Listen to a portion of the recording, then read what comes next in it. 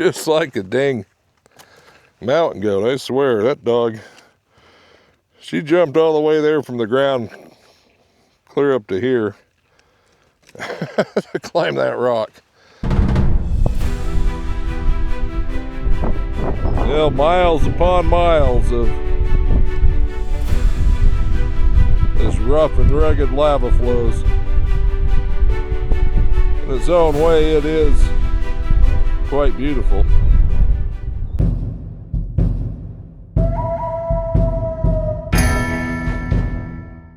Well, good afternoon. It is January 14th. And as you can tell, the weather is really unseasonable. It's 40 degrees right now. Kind of hard to explain that in mid-January, but we'll take it. But our whole plans today was to go to a little BLM nature trail that goes through the lava rocks. And as we got to them and got ready, there's a little sign with a dog and the little red circle thing with the slash through it. So instead of just having a wasted day, we thought we'd stop by one of these little places we kind of know and explore the lava rocks a little better. As you can see, we're right up on I'm not sure what they're called. Just kind of the ridge there where the lava quit flowing.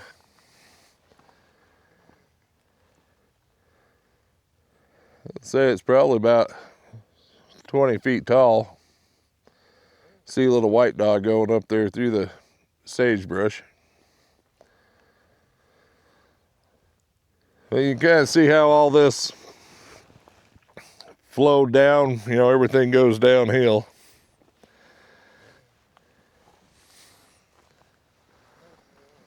And as this lava, from what I've read,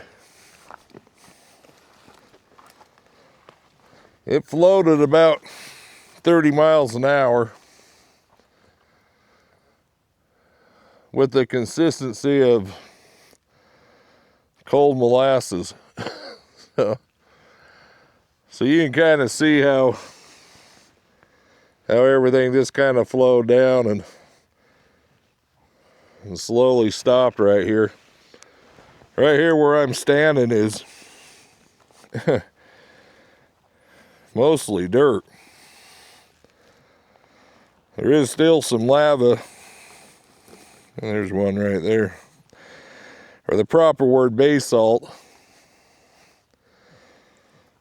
underneath this dirt, but and here comes the goofball down. A little bit of snow we got is melting really fast.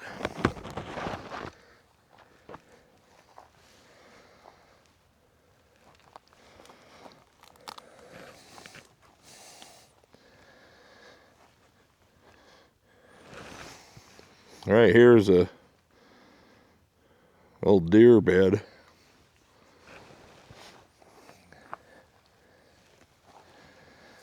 Trying to get up here to this crumbly lava.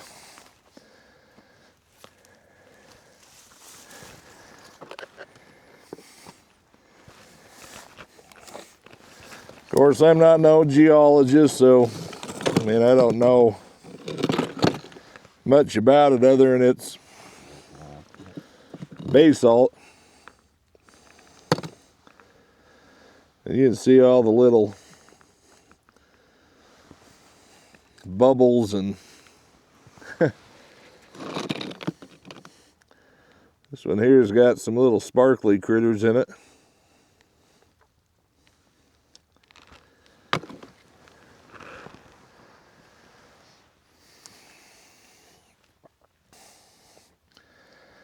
But in a way, it is actually kind of pretty in its own right with all that orange lichen and green lichen. Big old clumps of moss. All this stuff here is moss.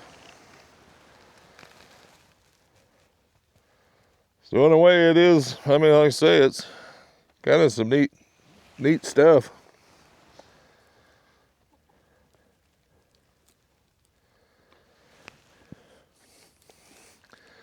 We're gonna try to make it to the top of this hill and let you see what's on the other side of it.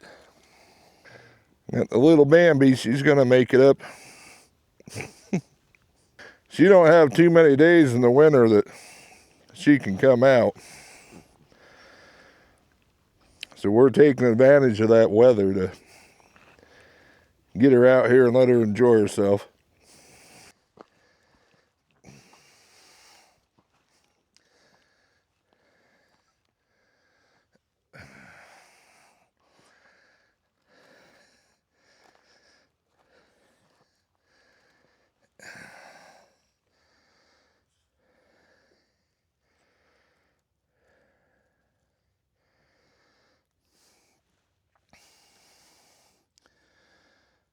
Well, we've approached the first crack.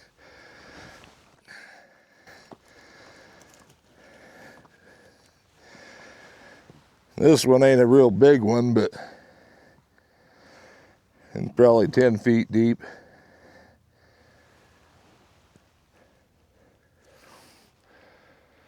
We've got to figure out a way to get across it.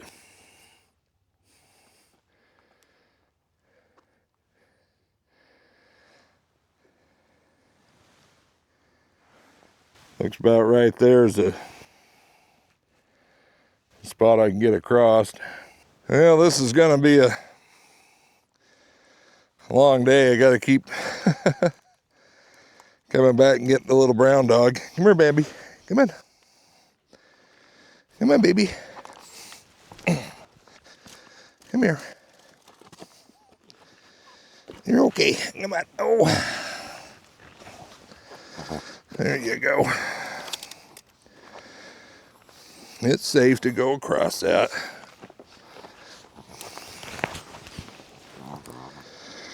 Yeah, little Suki came back. She's got prickly pear in her. I'll have to get them out of her feet.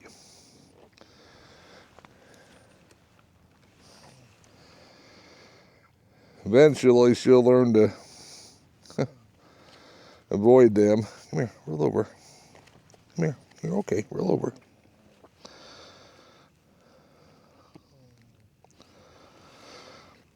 I'll have to go through her pads when we get back and make sure we get all them out of her. Is there any more? Huh?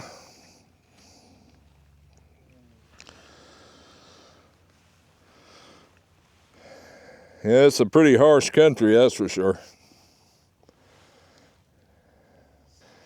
The little Bamber, they're looking down into that crack. Now these things, it's almost like a pressure ridge where it kind of, sloughed off when it was still hot but not flowing. It just cracked through there. But I do know when we have a lot of snow here, I haven't seen a lot of snow like I used to when we were kids, but some of these cracks would get drifted over like that. And you had to be pretty mindful of where you're at so you didn't step on one of them and fall down one of them. And it does happen. I've found deer skeletons and coyote skeletons, rabbits. It's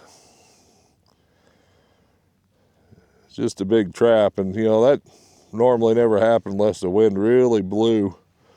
And it just make I guess this kind of a false bridge there. And we used to call these little places, bridges right here. Seems like every one of these big cracks you'd follow far enough, you'd run into one of these bridges.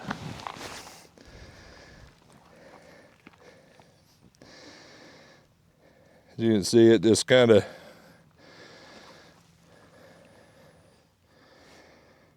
gives you a bridge to get across this thing. Down there, I'll see if I can zoom in for you.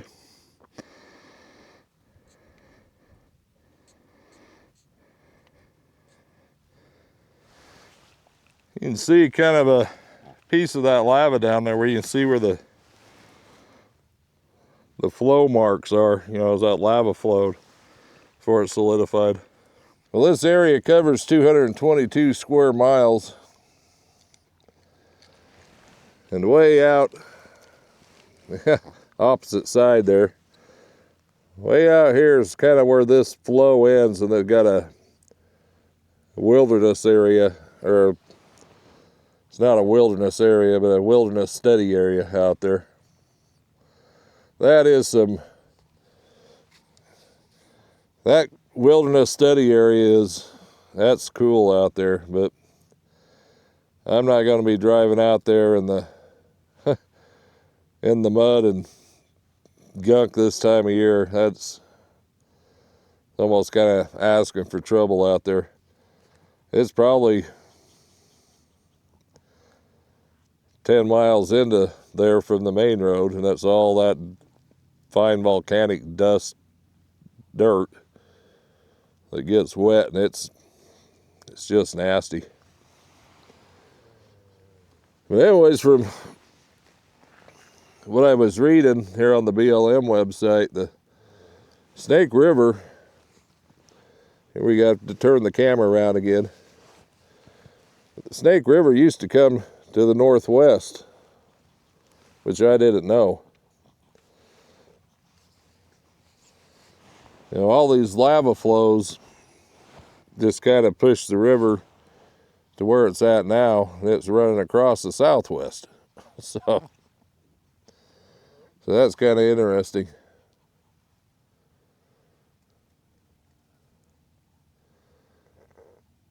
But boy, I could imagine what this was like 4,000 years ago when this was flowing through here. I guess the best reference to it would be the lava flows in Hawaii.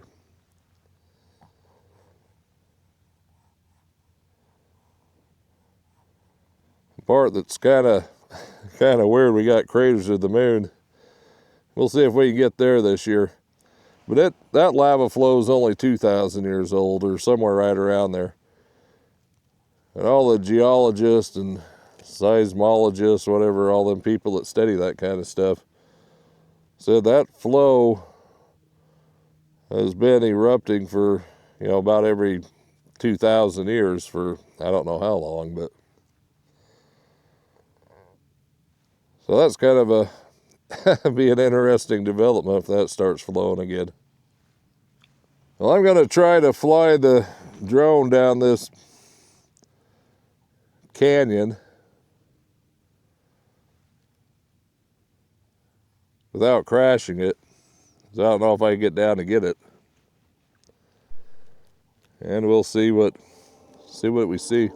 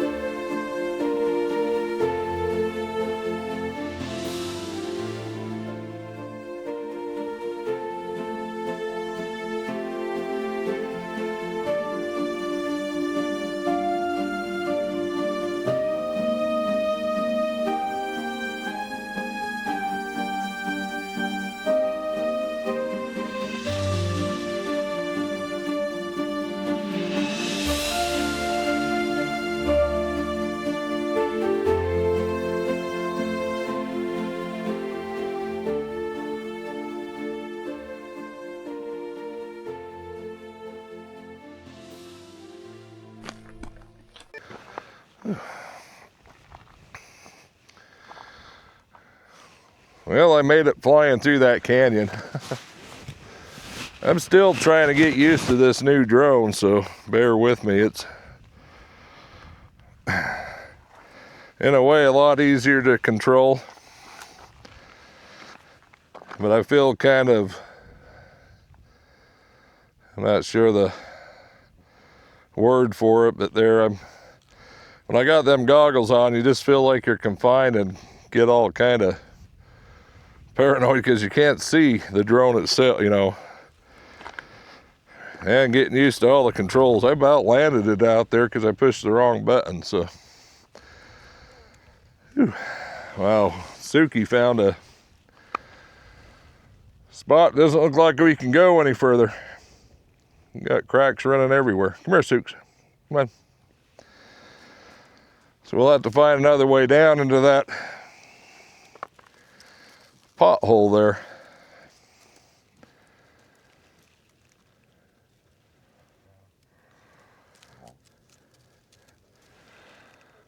So while I look for a spot to get down, I'll turn you guys off for a bit.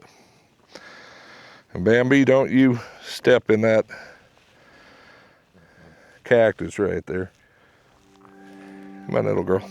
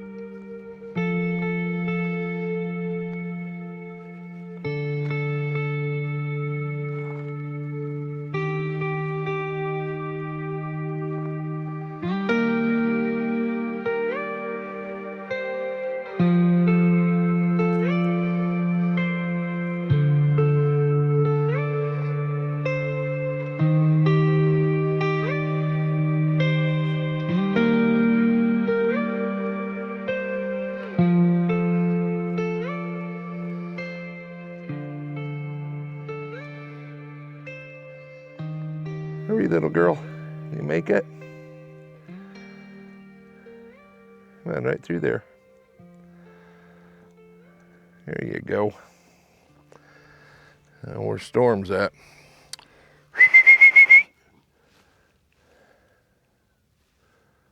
Storm!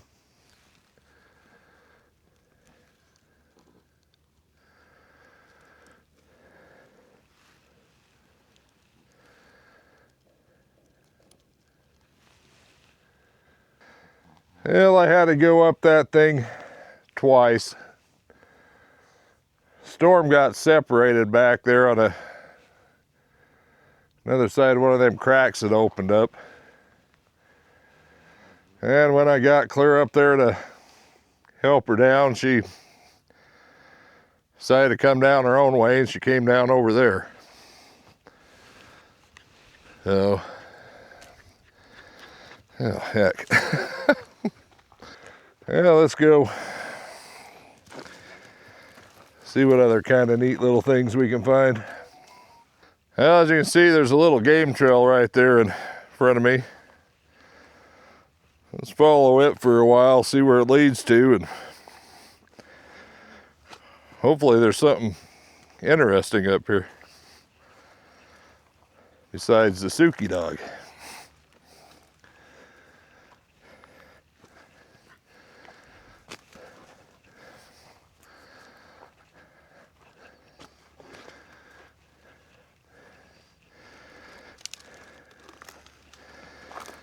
And a big old pile of cinder blocks.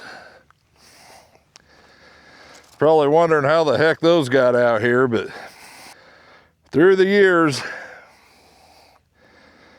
this has kind of been a dumping ground, and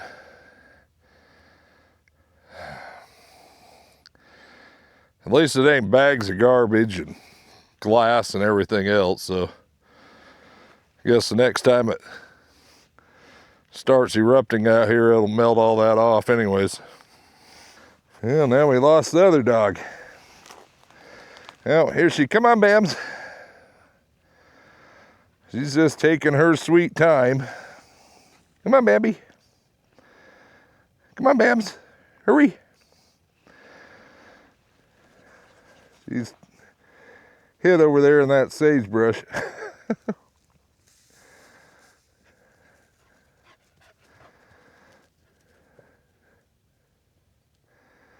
There she comes.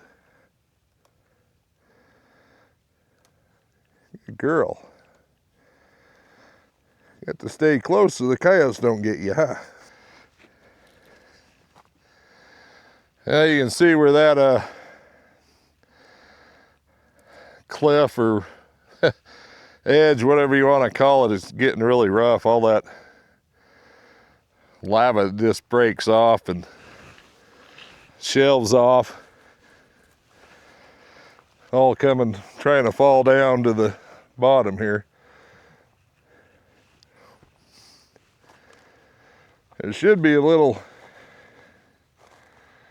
cave over there. There's a little tiny one right there by where Suki's at. Let's check up here, see if there's something bigger.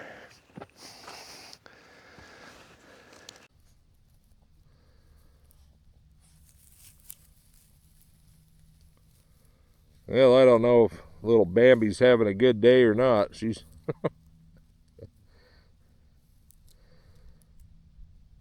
just keeps trying to go back to the truck. So.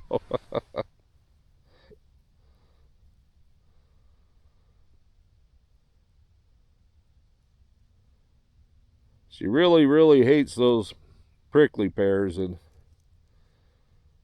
really gentle with the way she walks through here.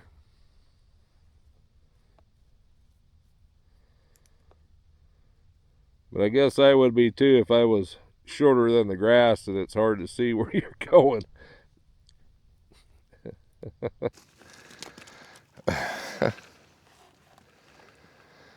That goofy dog's like a mountain goat. We're not really having much luck finding any of them lava tubes.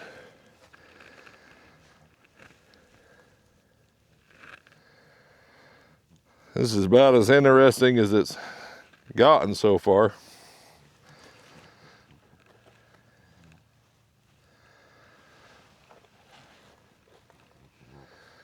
See, we got that big old, this ridge running up there. I don't know if it just curled out of here, you know, like the lava had cooled and then squirted out of a little area and flowed down into here. Suki likes it because she's up there on a high spot. And right where she was standing, two old tin cans sitting there. I have no idea how long them have been there. That sagebrush is quite the little plant, or a shrub, whatever it's called. I mean, the Indians used to make baskets and clothing and footwear, everything else out of that bark. Somehow they would weave it all together and make things out of it. I know the deer rely on it. A lot of protein in it. And I do know it makes a heck of a tea to get rid of flus and colds. It tastes like it's horrible to taste, but it does the job quite nicely of killing all them viruses.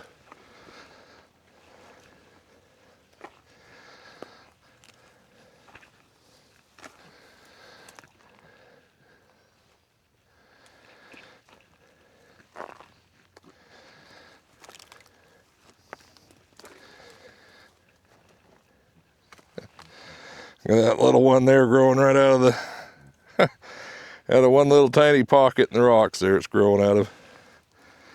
That little hole there. That's kind of neat.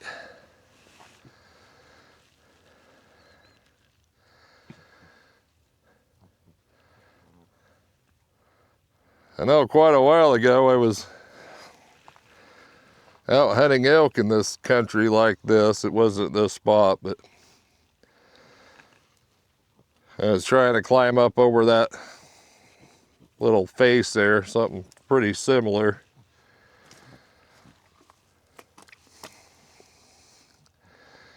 And as I got just to the top there, one of them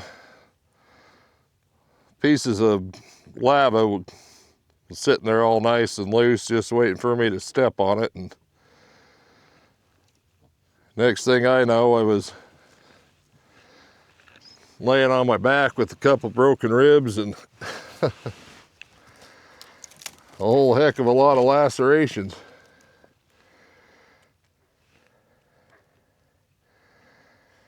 It wasn't too long after that they found out my back was all screwed up when it wouldn't heal up. So yeah, we took a little drive and came over here to show you some of these little collapsed I think they're lava tubes, and then the top collapsed, you know, through the ages there. But this is what one of them looked like. Just a hole on the ground that drops straight down in there.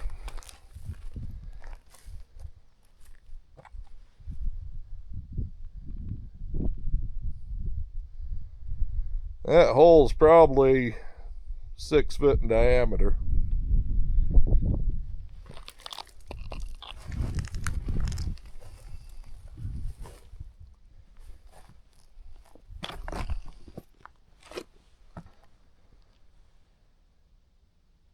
I found them out here with about a foot diameter opening and peered down in them, and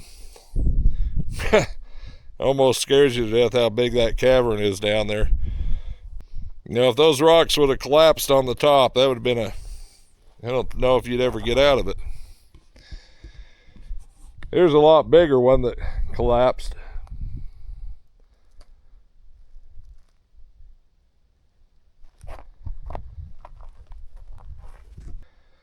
Well, this right here where Storm's at, I think is one of them lava tubes. You can't probably see it on film, but it's got a little bulge to it. I think once that top goes, there'll be another hole there.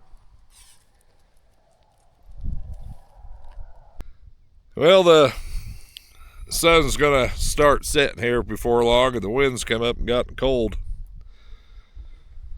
This basalt is really porous, and this is what makes the Snake River aquifer. All the snow and water percolates down through this porous rock. Then it hits another layer of kind of like sand and clay, and then the water runs underneath that and comes out down in a little town called Hagerman. And that's where Thousand Springs are. That's where all the water comes out of the cliff faces there and drops down in the river. The hydrologists claim it takes 200 years to get from here down to there. I don't know how they figure that out, but that's what they say. Well, hopefully you found this a little bit interesting. If you did, give me a thumbs up, comment, and share. And until next time, see you later.